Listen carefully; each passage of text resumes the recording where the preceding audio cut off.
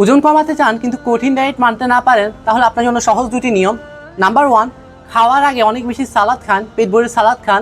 আমাদের অনেকেই কিন্তু খাবার খেতে বসলে, বিশেষ করে ভাত খেতে বসলে নিজেকে আর কন্ট্রোল করতে পারি না, অনেক ক্যালোরিযুক্ত খাবার খেয়ে ফেলি। তাই আপনি যদি এই খাবার আগে পেট ভরে সালাদ খেতে পারেন, সালাদে কিন্তু খুব একটা বেশি পরিমাণ ক্যালোরি নেই আর আপনার পেটটাও ভরে যাচ্ছে, তাই চাইলেও আপনি কিন্তু হাই ক্যালোরিযুক্ত খাবারগুলো তেমন বেশি গ্রহণ করতে পারবেন না।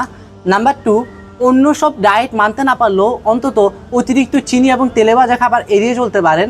কারণ 1 গ্রাম শর্করায় যেখানে 4 ক্যালোরি, 1 গ্রাম প্রোটিনে যেখানে 4 ক্যালোরি, সেখানে মাত্র 1 গ্রাম ফ্যাট বা তেলে আপনার 9 ক্যালোরির মতো পাচ্ছেন, যেটা কিন্তু অল্প খাবার খেলে আপনার ওজন অনেক বেশি বাড়িয়ে ফেলে।